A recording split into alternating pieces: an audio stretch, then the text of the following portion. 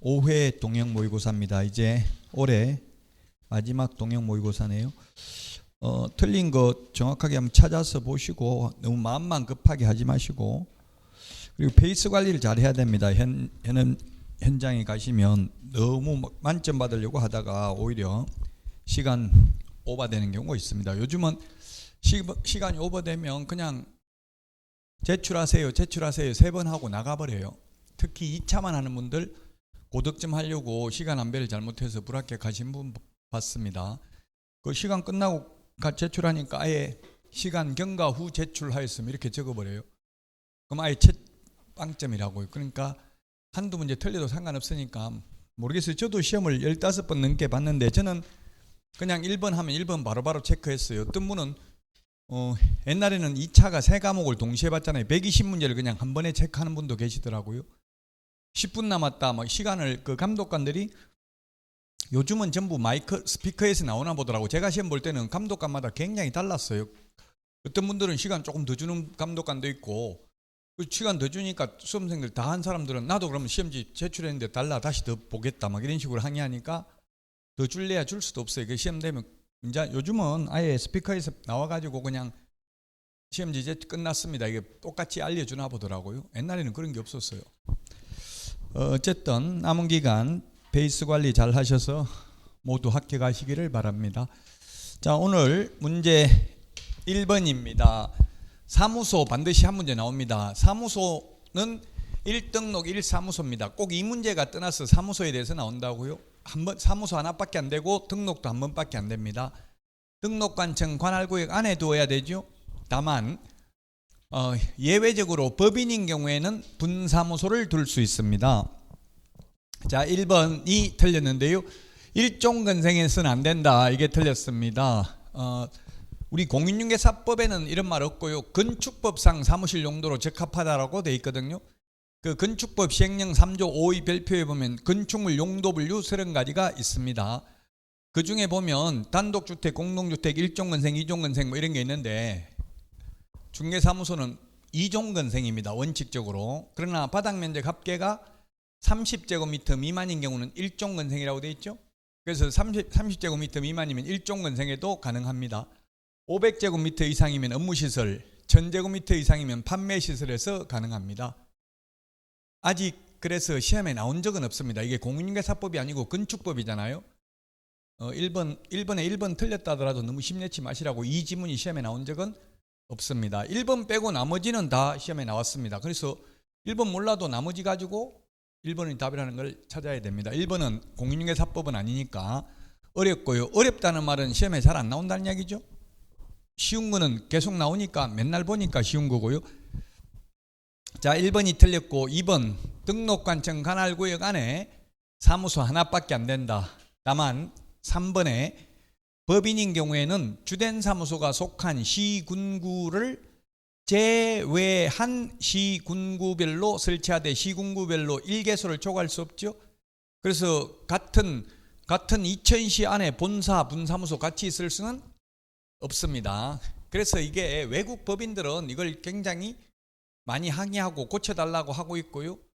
왜냐하면 시장 경제 원리에 따라서 서울에 강남구에 뭐 여러 개의 분사무소를 둘 수도 있는 거고 시골에 안 두려면 안 둘 수도 있는 거고 스타벅스 이런 게 지금 매장이 1900개 약 2000개 정도 되는데 강남구 이런 데는 뭐 엄청나게 많고 시골에 가면 군단이 하나도 없죠. 자기들이 판단해서 하도록 자율성을 부여해야 되는데 지금 현재 우리나라는 이렇게 규제를 하는 이유가 외국 대형 법인 못 들어오게 막으려고 하는 겁니다. 근데 시험에는 절대로 외국 법인 막으려고 이런 말은 안 나옵니다. 그런 말 나오면 외국에서 가만 안 있거든요. 모르고 있는데 지금 그 외국에서 항의하면 너희들만 그런 게 아니라 우리나라 법인도 마찬가지다. 외국 법인은 이런 말이 없어요. 법조문에 하나도 없죠. 외국 법인은 이런 말 없죠. 외국 법인만 차별하면 외국에서 가만히 안 있는다고요. WTO의 불공정 무역행위로 제소합니다. 그래서 이런 규정들 때문에 우리나라는 이름만 들으면 알 수 있는 대형 중개법인이 없습니다. 법인이 회사죠. 외국에는 다 큰 회사들입니다. 그 나라에서 가장 큰 회사가 중개법인이라고요. 자, 그 다음에 분사무소는 주된 사무소 관할 등록관청에 분사무소 설치 신고해야 됩니다. 암기 프린터 4번에 세 번째 까맘별표를 보면 암기 프린터 안 가져오신 분은 요약집 맨 뒤에도 있기는 합니다. 4번에 세 번째 까맘별표에 보니까 분사무소 설치신고, 분사무소 이전신고, 분사무소 휴업신고, 분사무소 폐업신고, 분사무소에서 사용할 인장등록, 분사무소 업무정지 모두 등록관청이 한다라고 되어 있죠. 주된 사무소 등록관청이 한다고 되어 있습니다. 제가 등록관청이라고 했는데 그냥 등록관청이라고 해도 사실 그게 법제 구조에 보면 법인의 경우 주된 사무소 소재지 시장 군수구청장을 말한다 이렇게 되어 있습니다. 그러나 시험에는 그냥 등록관청이라고 안 나오고 주된 사무소 등록관청 이렇게 출제됐습니다. 맞습니다. 4번. 5번 분사무소 설치 신고할 때 책임자 자격증 사본은 제출하지 않는다. 암기 프린터 51번에 동그라미 2번에 있죠. 암기 프린터 51번에 동그라미 2번에 있습니다. 51번에 보니까 1번부터 3번 등록 신청 분사무소 설치 신고 3번 소속 공인중개사 고용 신고할 때 자격증 사본 미제출이라고 되어 있죠. 제출 안 합니다. 안 하는 이유를 이게 논리적으로 설명하기가 사실은 좀 어렵습니다. 1번부터 4번을 물어보니까 왜 안 하냐 물어보니까 등록관청에 시도지사에게 직접 자격 확인을 요청해야 된다. 그래서 제출할 필요가 없다. 이렇게 주장하고 있어요. 그러면 4번, 5번도 제출을 안 해야 되잖아요. 그런 논리로 따지면. 근데 4번, 5번은 암기 프린터 51번에 4번에 거래정보사업자 지정 신청할 때 5번 매수 신청 내린 등록 신청할 때는 또 제출해야 되죠. 그 논리적으로 왜 1번부터 3번은 제출 안 하는데 4번, 5번은 제출을 하냐 이걸 설명할 수 없다는 이야기입니다. 논리적으로. 그래서 암기해야 됩니다. 제출하는 것도 있고 안 하는 것도 있기 때문에. 자, 다음은 2번입니다. 고용인 요거는 다 기출문제에 자주 나오는 지문입니다. 1번은 시험에 안 나왔다고 했죠. 근데 2번은 5개 지문 다 시험에 잘 나옵니다. 자, 고용인이라고 하면 직원입니다. 직원은 자격증 따가지고 취직한 직원을 소속 공인중개사, 자격증 없이 취직한 직원을 중개보조원이라고 하죠. 소속 공인중개사 될 사람은 실무교육을 받지만 보조원 될 사람은 직무교육 받죠. 직무교육. 그래서 고용인은 실무교육 받아야 된다 X입니다. 소속 공인중개사 될 사람만 받고 보조원은 안 받습니다. 자, 그 다음에 2번은 모든 행위 X, 업무상 행위는 법제 15조 2항에 있습니다. 시험에 10번 넘게 나왔던 지문이고요. 그를 고용한 개업공개사의 행위로 본다. 우리 공인중개사법에 추정한다는 말은 없습니다. 본다는 말 여기 딱 한 번밖에 안 나옵니다. 모든 행위가 아니라 무슨 행위? 업무상 행위입니다. 업무상 행위. 자, 그 다음에 3번은 고용관계 종료신고는 사후 10일 이내에, 고용신고는 업무 개시 전에. 자, 그 다음에 옳은 거죠. 4번이 옳은 내용이네요. 중개보조원 고용 숫자는 개공, 소공을 합한 숫자의 5배수를 초과해서 고용하면 절대적 등록 취소, 1년 이하의 징역이나 1,000만 원 이하의 벌금 대상입니다. 4번이 맞고요. 5번 소속 공인중개사가 등록할 인장은 인감증명법에 의한 인감도장이어야 하는 게 아니라 7mm 이상 30mm 이내에 실명도장, 실제 성명이 나타난 도장이면 인감도장이든 인감도장이 아니든 상관없죠. 예, 그래서 5번도 틀렸고 인감도장 X입니다. 법인 인감도장이어야 됩니다. 법인은 상업등기규칙에 의해서 신고한 법인의 인장이어야 합니다. 자, 3번입니다. 100만 원 이하의 과태료 부과 대상에 해당되는 것은 개업공개사가 아닌 자가 표시광고하면 1년에 1,000만 원, 보조원 명시하지 않는 경우 100만 원 이하의 과태료 맞네요. 그 다음에 정당한 사유 없이 표시광고 방해하는 것 3년에 3,000만 원 이하의 벌금이고요. 그 다음에 1년에 1,000만 원, 미험은 500만 원 이하의 과태료죠. 부당한 표시광고, 허위매물, 미끼매물, 가짜매물을 올린 경우.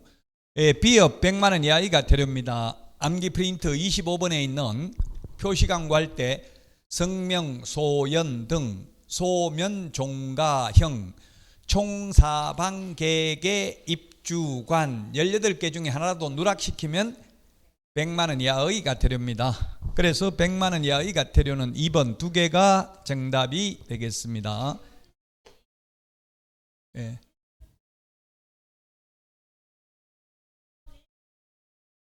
리얼네. 리얼? 예. 리얼이요? 아, 잘못됐네. 그럼 고치세요. 난 지금 해설지를 지금 제가 안 가지고 있어서. 예, 고치세요. 그러면 체크했다가 나중에 좀 이야기해 주세요. 사진을 찍어 놓든지. 이거 리얼 해설 사진 하나 찍어 주세요. 그러면 해설 수정. 예, 5배수 초과해서 고용하면 1년 이하의 징역이나 1,000만 원 이하의 벌금, 그리고 등록을 반드시 취소해야 되는 사유입니다. 절대적 취소 사유가 되겠습니다.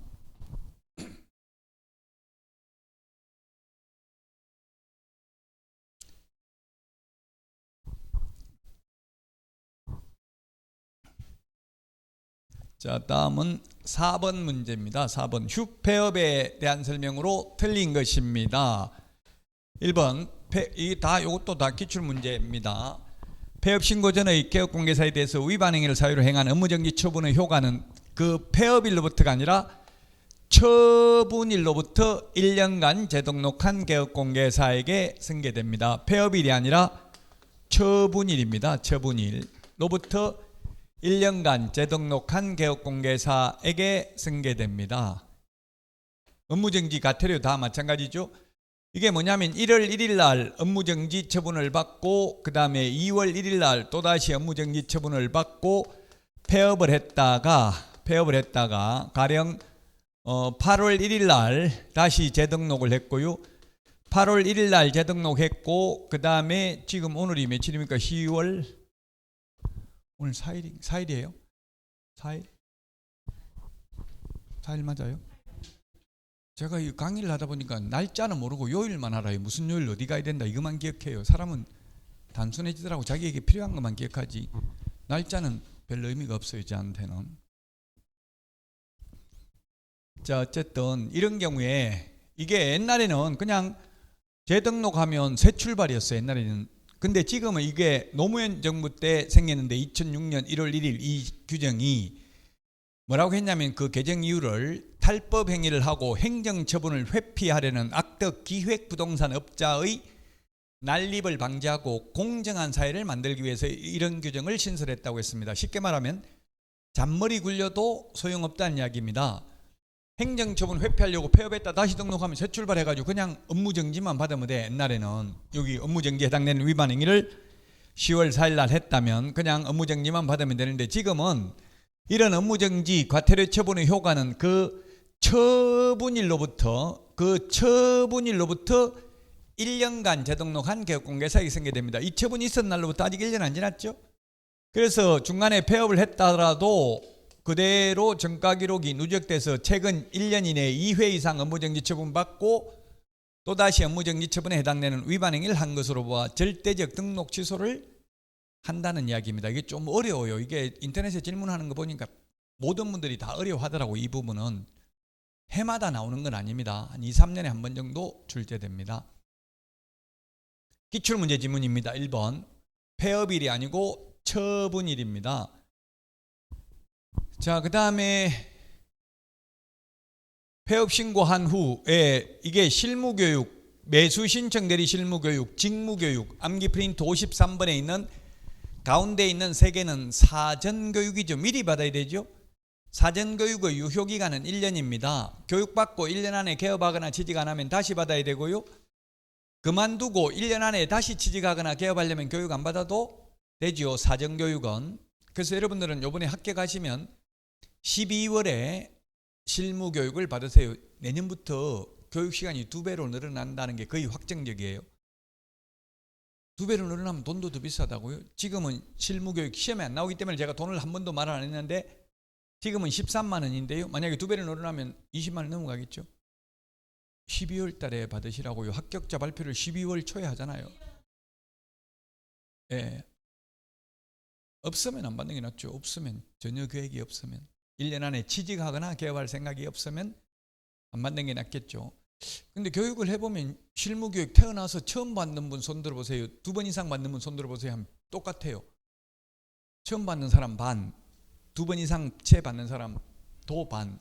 저도 실무교육을 여러 번 받아봤어요. 왜냐하면 옛날에는 제가 할 때는 폐업했다가 하루 있다 다음날 개업해도 또 받았만 했어요. 옛날에. 그 제가 건의했어요. 이건 너무 심하다. 금방 하루밖에 안 됐는데 또 받아라는 거. 이렇게 했더니만 이제 유효기간을 1년으로 준 거예요. 1년. 1년 안에 취직이라도 하면 되겠죠. 할 데 없으면 저 원장님 밑에 취직하면 돼요. 그 받아도 돼. 그 했다가 또 그만두고 좀 취직했다 그만두면 그만둔 날로부터 1년 안에 또 하면 되잖아요. 연장해놨다가. 취직하기는 쉬워요. 월급 안 받는다고 하면 취직하기 쉽다고. 그냥 내가 한 거 반반 나눠먹기 이렇게 하면 취직하기 쉬워요. 제가 취직시켜 줄게요. 없으면 못하면 취직할 때는 많아요. 자, 그 다음에 3번. 요즘은 거의 실장들 그냥 월급 없이 그냥 자기가 한 거 몇 프로 받아가는 게 많더라고. 대부분 아예 비수도권은 월급 주는데 하나도 없어요. 아예 비수도권은 무조건 자기가 한 거 몇 퍼센트 이렇게 먹어요. 비수도권은. 근데 수도권은 뭐 일부 계속 앉아서 근무하면 기본급 뭐 기름값 이런 거 좀 주는 데도 있기는 있어요. 그 대신에 그러면 자유롭게 나돌아다니면 안 되죠. 기본급을 받으면 계속 앉아서 하루 종일 근무해야 되고, 월급 안 받으면 자기 마음대로 그냥 완전 프리랜서죠. 그냥 하면 계약한 만큼 받으면 되니까. 일단 그래도 취직을 한 번은 해보고 개업하는 게 좋아요. 하루를 취직하더라도. 하루가 아니고 딱 한 1년 정도는 취직하는 게 좋긴 한데, 안 그러면 몇 달만 해도 내 생각에는 다 배운 것 같거든요. 그래도 한 1년 있어야 이꼴저꼴 다 본다고. 부동산에서 일어날 수 있는 건 한 1년만 근무하면 거의 다 일어나거든요. 젊은 분들은 취직하기가 쉽고요.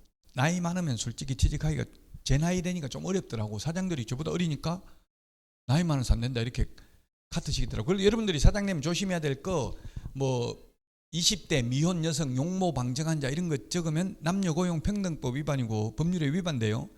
그런 걸 아예 공고 낼 때부터 차별하면 안 된다고. 남자 뽑는다 여자만 뽑는다 이런 말 하지 말라고 그래요. 그럼 남자만 뽑는다 해도 그건 남녀고용평등법 위반이에요. 그냥 아무 말 안 하고 그냥 뽑을 때 그런 사람을 뽑아야지. 미리 공고문에부터 뭐 미혼 여성에 한한다, 용모 방정한 자 뭐 이런 거 옛날에 그런 거 많았잖아요. 우리 취직할 때는 그런 거 적으면 안 된다고. 요즘은 법률 위반이에요. 그냥 모집 공고 해놓고 오면 저희가 뽑을 때 안 뽑으면 되잖아요. 굳이 그런 걸 공고문에 적지는 마시라고요. 자, 그 다음에 3번입니다. 3번. 공탁금은 폐업한 날로부터 3년 이내는 회수할 수 없다. 암기 프린트 46번에 11번, 46번에 11번, 12번에 있습니다. 3년인 이유를 굳이 말하라고 하면 우리 민법 766조 손해가 발생한 날로부터 10년, 손해가 있음을 안 날로부터 3년 지나면 시효로 소멸하죠. 채권 소멸시효 때문에 공탁이 이게 사망했는데 2년 있다 손해배상 청구가 들어올 수도 있기 때문에 안 내준다고요. 3년 동안은. 암기 프린트 46번에 3년 정리되어 있고요. 4번. 분사무소는 주된 사무소와 별도로 휴업할 수도 있고 폐업할 수도 있고 업무정지 따로 당할 수도 있습니다. 맞습니다. 5번. 폐업 신고는 수수료 납부 대상이 아니다. 예, 그렇습니다.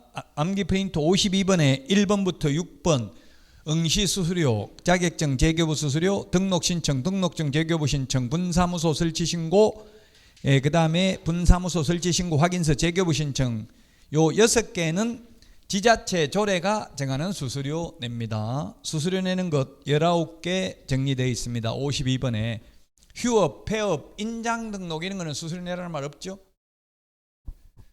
사무소 이전의 경우는 시험에 나온 적은 없어요. 헷갈려가지고. 사무소 이전은 따로 수수료 낸다는 규정은 없는데 단 사무소 이전 신고서에 보면 수수료 내라고 또 돼 있어요. 왜냐하면 등록증을 반납하고 새로 받아야 되잖아요. 그럼 등록증 재교부 수수료를 내야 되는 거라고. 사무소 이전하게 되면.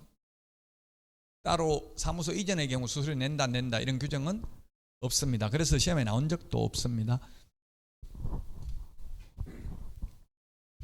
지금은 제가 볼 때는 이론보다는 문제를 풀면서 역으로 이론을 찾아가서 모르는 걸 찾아가 보는 게 낫겠죠. 그 문제를 많이 풀어보는 거는 좋은데 어떤 분은 하루에 1000문제 풀었다 인터넷에 보니까 이런 거 올린 사람도 있더라고요. 하루에 1000문제 풀면 속독으로 읽어도 1000문제면은 최소한 거의 500페이지는 될까요? 한 반 페이지는 되잖아요, 한 문제가. 그럼 500페이지를 책을 하루에 다 읽었다는 건데 속독으로 읽어도 읽기 힘들죠.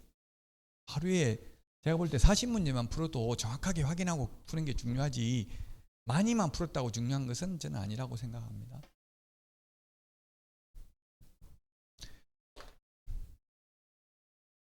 제 생각만 말씀드리고 제 생각도 반드시 진리에 부합한다고 볼 수는 없습니다. 사람마다 공부하는 방법은 다 다르기 때문에 각자 본인 취향에 맞는지 안 맞는지는 공부를 해봐야 알죠. 한 번도 안 해보면 알 수 없죠. 뭐가 나한테 맞는지. 밤에 공부하는 게 좋은지 아침에 공부하는 게 좋은지 이런 것도 본인 취향대로 하시면 돼요. 근데 12시 넘어서 잠자니까 엄청나게 힘들더라고. 아침에 일어나니까 몸에는 안 좋대요. 12시 넘어서 잠자는 게. 그럼 지금부터 2시 돼서 자다가 시험 보는 날 갑자기 2시까지 있다가 새벽, 저도 그런 일이 많거든요. 아침에 한 6시나 일어나야 되는데 일어나고 나서 2시간 후에 두뇌 활동이 가장 왕성하게 된대요. 그럼 시험을 몇 시 봐요? 한 9시 반에 보나? 9시에 입시를 해가지고 한 밤부터 보죠.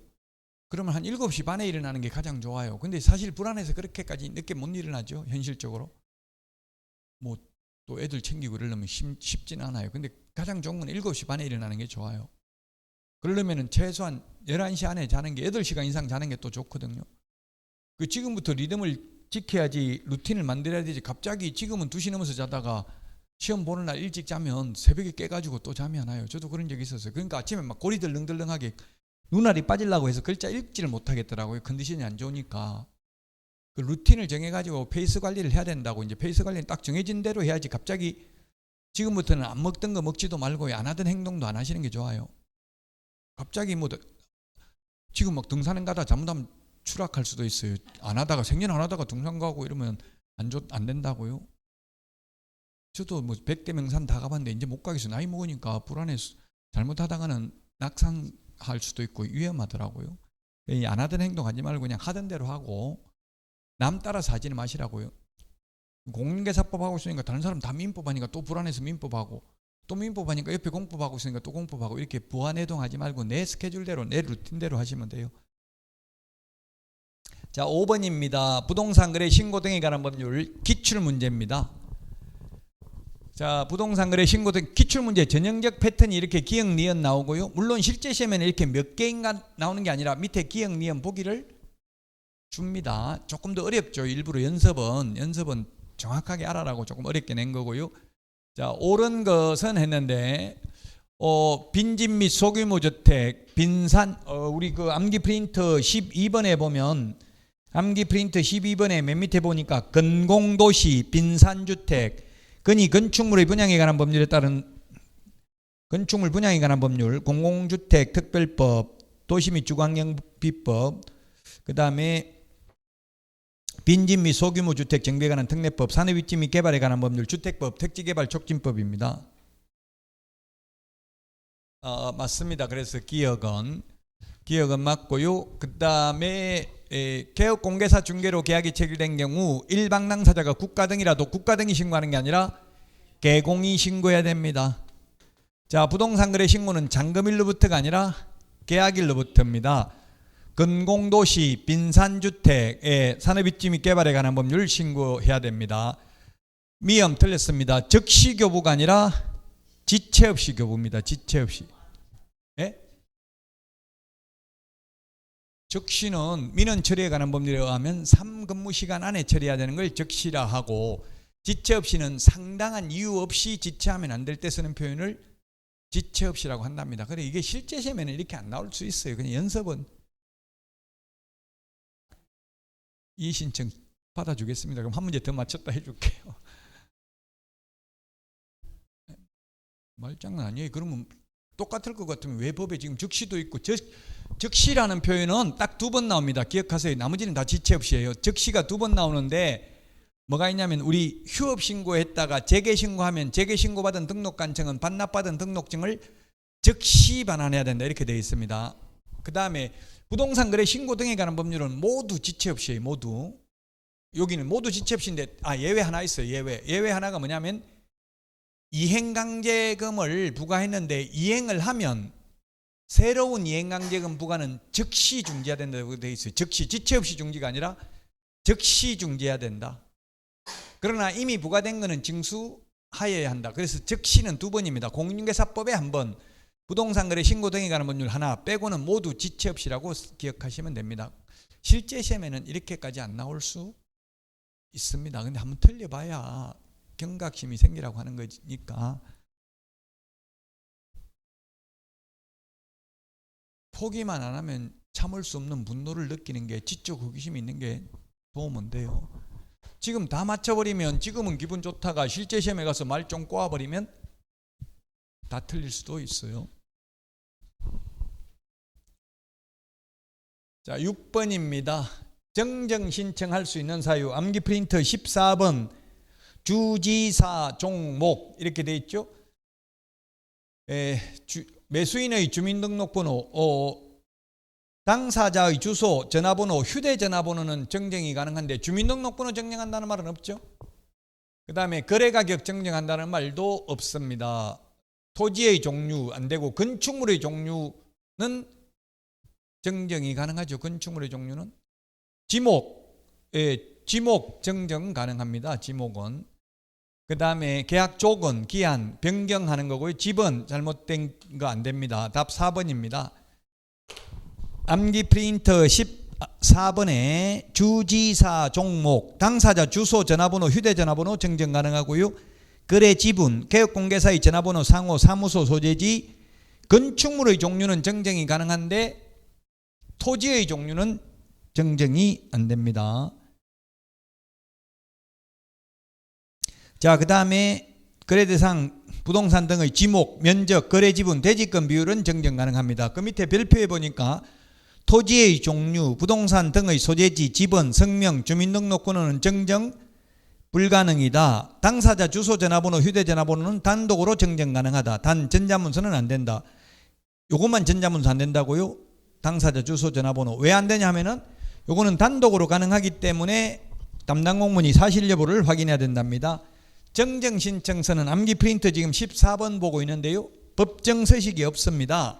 그래서 신고 필정에 정정사항을 기재해서 제출을 하면 됩니다.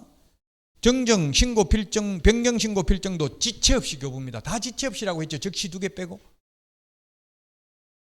지체 없이 적시가 똑같으면 이게 다르게 표현하면 안 되잖아요. 근데 책에 다르게 나와 있다고 법조문에. 답 4번이 되겠습니다. 이것도 시험에 자주 안 나옵니다. 한 5년에 한 번 정도 나옵니다. 근데 실제 시험장에 가도 40문제 다 중요한 것만 내는 게 아니라 한 5문제를 듣도 보도 못한 문제가 나올 수 있어요. 그런 거에 너무 심려치 마시라고. 실제 시험장에 가면 이거 안 배운 거 많이 나왔다. 심지어 공법 같은 거는 거의 한 40%가 뭐 안 배웠다 이런 사람도 있더라고. 제가 시험장에서 보니까. 공법은 범위가 방대하잖아요. 이번에 모의고사 좀 어려웠잖아요. 조금만 범위를 넓혀버리면 굉장히 어려워요. 그러니까 다양한 연습을 좀 하시는 게 좋아요. 그 공법 강의하는 분도 제가 해설 강의 하려고 스튜디오에서 있는데 막 책 찾고 법조문 찾아도 헤매고 3시간 걸리더라고. 그 답 맞추는데 답을 가정답 보고도 뭔지 몰라가지고 그렇게 나오면은 당연히 어렵죠. 그러니까 어떻게 나올지 아무도 모릅니다. 아직까지 출제위원 지금 들어갔겠어요? 안 들어갔겠어요? 26일이니까 아직은 안 들어갔어요. 이제 아직은 교수들 보니까 있더라고요.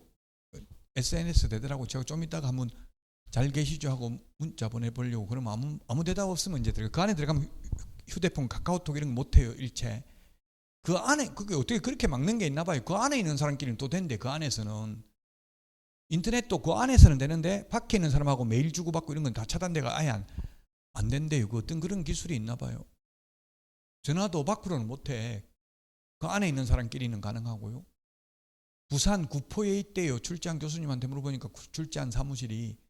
옛날에는 그 콘도 얻어가지고 내부 수리 중 해가지고 그냥 한 달 동안 한 2주 정도 합숙했대요. 근데 요즘은 아예 산업인력공단 출자하는 건물이 부산 구포에 있대요.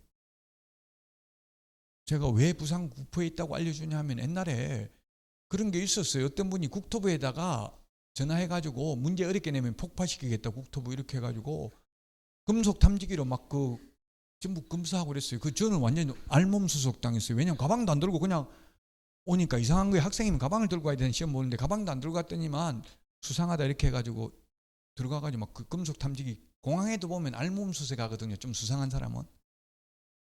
그러니까 국토부 폭파한다 하지 말고 하려면 저 부산 구포에 있는 출제하는 사무소 이렇게 특정해서 하면 더 무섭겠죠. 이거 이 사람은 출제하는 장소까지 다 알고 있다 이래가지고 그렇게 한다고 문제 쉽게 내고 어렵게 내고 하는 거 아니니까 하지 마시라고요. 그럼 요즘은 다 IP 추적해가지고 잘못하면 다 잡혀가지고 감옥 가요. 그런 거 잘못 올렸다가는. 농담으로 제가 한 거고요. 또 제가 주 강사가 시켜서 했다 이런 말 절대 하면 안 돼. 저 시키지 않았어요. 하지 마세요. 하지 말라는 이야기예요. 아니 없는데 거짓말로 폭파시키겠다 이렇게 하는 사람이 있다고 진짜 있어서 그런 게 아니라. 자, 옳은 것입니다. 7번 옳은 것인데 토지 거래 허가받아 취득한 토지를 이용 목적대로 이용되고 있는 게 아니라 이용되고 있지 않거나 또는 공익사업 목적인 경우 선매 대상이 됩니다. 2개월 이내가 아니라 1개월 이내에 선매자를 지정하여 통지해야 됩니다. 이 1개월은 우리 암기 프린트 45번에 4, 5, 6, 7, 8 5개가 있습니다. 답은 3번입니다. 15일 암기 프린트 49번에 있습니다. 선매가 먼저 사는 사람이 선매입니다. 선매자로 지정된 자는 그 지정일로부터 15일 이내에 매수가격 등 선매 조건을 기재한 서면을 토지 소유자에게 통지하여 선매 협의를 하여야 한다. 자, 그 다음에 선매 가격은 매입 가격이 아니라 감정 가격. 불허가 처분을 받아서 매수 청구할 때 매수 가격은 공시지가입니다. 그 다음에 4번 선매 협의가 이루어지지 아니한 때는 허가 또는 불허가 처분을 하지 무조건 불허가 처분하여야 하는 것은 아닙니다. 허가 또는 불허가 처분을 해야 됩니다. 지체 없이 해야 됩니다. 이것도 지체 없이. 5번도 지체 없이. 적시가 아니고요. 3번입니다. 자, 8번입니다. 이것도 기출문제 아닙니다. 그래서 아마 기출문제 아닌 건 여러분들 좀 어렵게 느껴지실 거예요. 그런데 한 번쯤은 이걸 구분할 필요가 있어서 했고요. 공시지가는 암기 프린터 5번에 보면 5번에 동그라미 7번에 정보 공개해야 될 사항입니다. 개별 공시지가 확인 설명해야 될 사항이다. X입니다. 개별 공시지가를 확인 설명하는 게 아니라 거래 예정 금액, 예정 가격 또는 예정 금액, 가액, 가격. 예정 가격이 뭡니까? 시세입니다. 시세. 일종의 시세. 개업공개사가 계략적으로 평가한 금액입니다. 개별 공시지가는 시세보다 좀 더 낮게 책정되어 있는 게 보통이죠. 통상적이죠. 개별 공시지가는 확인 설명서의 기재사항이다. 또 개별 공시지가는 확인 설명해야 될 사항은 아닌데 확인 설명서에 기재는 해야 됩니다. 주택 공시가격도 확인 설명서 기재는 해야 됩니다. 공시가격 확인 설명사항은 아닙니다. 2번이 정답입니다. 이와 유사하게 감정평가사 시험에 출제됐었습니다. 감정평가사 시험에 개별 공시지가 확인 설명해야 된다. 이 지문이 시험에 나왔어요. 우리 공인중개사법에는 안 나왔는데. 자, 9번입니다. 기출문제 전형적 패턴. 이게 기출문제 전형적인 기출문제 패턴이라고 박스 안에 있는 거 50%가 이렇게 나옵니다. 자, 옳은 것인데 보조원은 인장 등록하지 않습니다. 그 다음에 2번이 정답이네요. 법인의 경우 상업등기규칙에 의해서 신고한 법인 인감도장이어야 합니다. 따라서 법인 인감증명서 제출로 가름합니다. 법인 등록할 인장은 7mm, 30mm 적용 안 되죠. 법인은 인감도장이면 된다고요. 자, 그 다음에 개인개업공개사는 꼭 인감도장 아니라도 된다. 실명도장이면 된다. 리얼 법인인 경우 법인 대표자 자연인 인장을 등록하는 게 아니라 법인의 인장을 등록해야 됩니다. 그래서 2번이 답입니다. 기출문제입니다. 이건 전형적인 기출문제 패턴이 이렇게 출제됩니다. 10번입니다. 인터넷 표시광고 모니터링 틀린 것은 했는데 국토부 장관은 인터넷을 이용한 중개상물 표시광고가 법 규정을 준수하는지 모니터링할 수 있다. 그 다음에 기본 모니터링은 분기별로 하는 게 기본 모니터링, 수시 모니터링은 수시로 하는 게 수시 모니터링이고요. 그 다음에 4번 고시된 모니터링 업무 수탁기관은 기본 모니터링 업무를 수행하려면 모니터링 대상, 모니터링 체계 등을 포함한 다음 연도 모니터링 기본계획서를 매년 12월 31일까지 국토교통부 장관에게 제출해야 됩니다. 5번 모니터링 기관은 기본 모니터링 업무를 수행한 경우 해당 업무에 따른 결과 보고서를 매 분기 마지막 날로부터 15일이 아니라 30일 이내 국토교통부 장관에게 제출해야 됩니다. 수시 모니터링이 15일이죠. 암기 프린트 49번에 15일 있고요. 30일은 35번에 있습니다. 5번이 답이 되겠습니다. 요거는 15일, 30일 이런 거는 암기해야 되겠죠. 요걸 논리적으로 왜냐 이렇게 따지면 답이 안 나옵니다.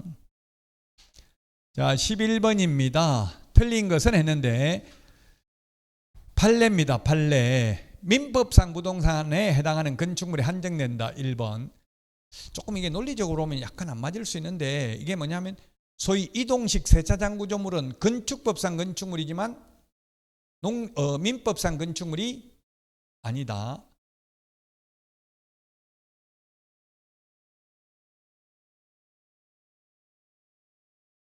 판례가 1번이 맞습니다.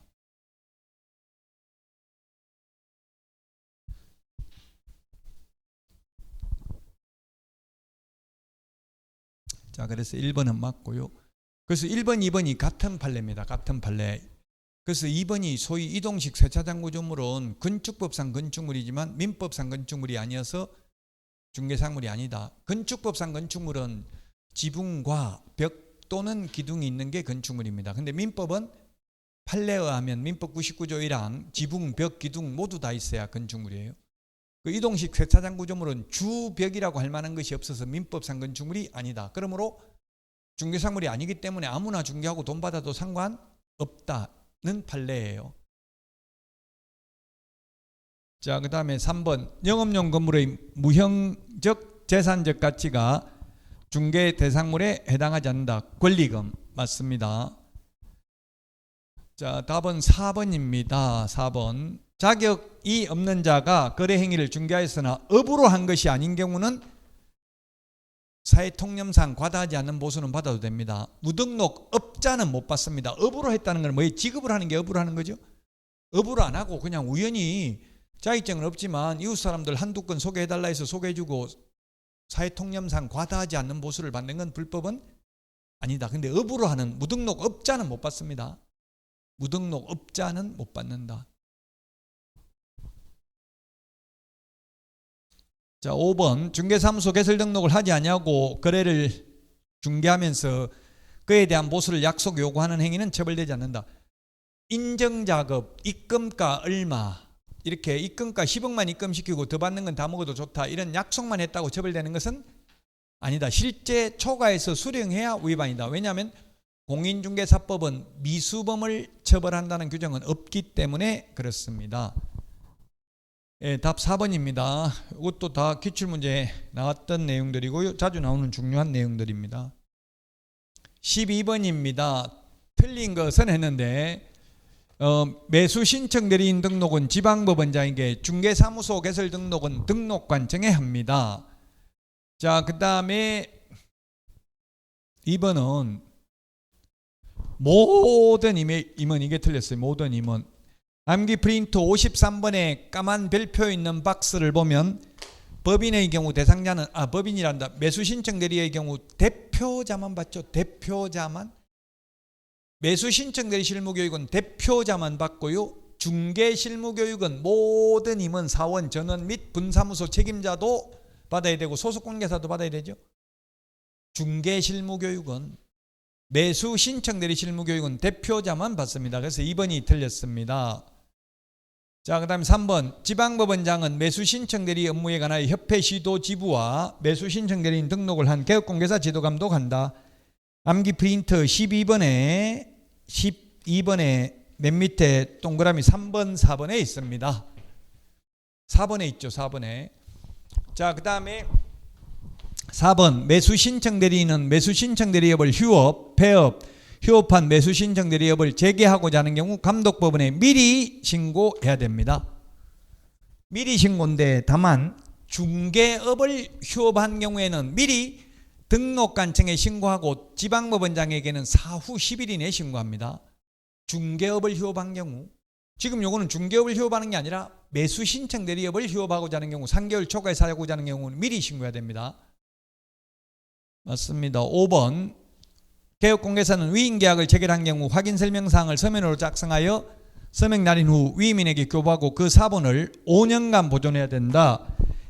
매수 신청 대리 관련 서류는 암기 프린트 41번에 456 3, 4, 5, 6 5년 보존하는 거 딱 4가지밖에 없죠. 공인중개사법상 거래계약서, 매수 신청 대리 관련 서류는 모두 5년. 그래서 매수 신청 대리 대상물 확인 설명서는 5년 보존, 중개 대상물 확인 설명서는 3년 보존입니다.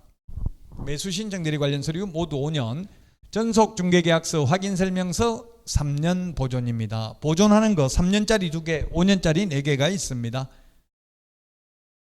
13번입니다. 틀린 것은 했는데 권리금 회수 기회를 보장해 주지 않아서 손해가 발생한 경우에는 기존 세입자 권리금 평가액하고 새로운 세입자가 지급하려는 권리금 중에서 낮은 금액을 초과할 수 없죠.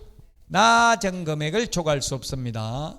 그 다음에 2번 상가 보증금의 전부 또는 일부를 월 단위 차임으로 전환하는 경우 그 전환되는 금액의 연 1할 2푼 12% 그리고 기준금리 4.5배 중 낮은 비율을 곱한 월차임 범위를 초과할 수 없다. 그 다음에 낮은 비율입니다.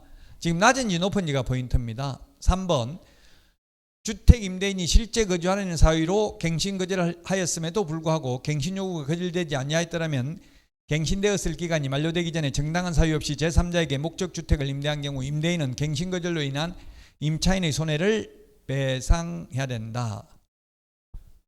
주인이 살겠다고 내보내놓고 주인이 안 살고 다른 데 세를 놓으면 손해배상해야 된다는 이야기잖아요. 다른 데 세를 놓은 경우만 손해배상합니다. 비워놓으면 안 해도 됩니다. 주택임대차보호법상은.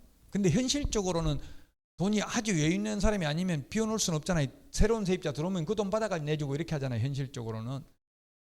자, 4번입니다. 낮은 금액이 아니라 요거는 3개 중에서 높은 금액, 큰 금액을 손해배상해야 됩니다. 3개월 환산월차임 3개월분, 그 다음에 임대인이 제3자에게 임대하여 얻은 환산월차임과 갱신거절 당시 환산월차임 간 차액, 즉 기존의 세입자한테 100만 원 받았는데 내보내고 주인이 산다고 내보내고 새로운 세입자한테 200만 원 세놨으면 차이 나는 게 100만 원이잖아요. 그거 2년분이면 24개월 2,400만 원. 그 다음에 실제 손해 입은 액 중에서 큰 금액, 높은 금액을 손해배상해야 됩니다. 그래서 이사비 뭐 2천만 원씩 옛날에 받고 이런 거 있었잖아요. 총리인가 부총리인가 뭐 옛날에 2천만 원 주고 세입자 내보냈다 이런 말이 나오더라고요.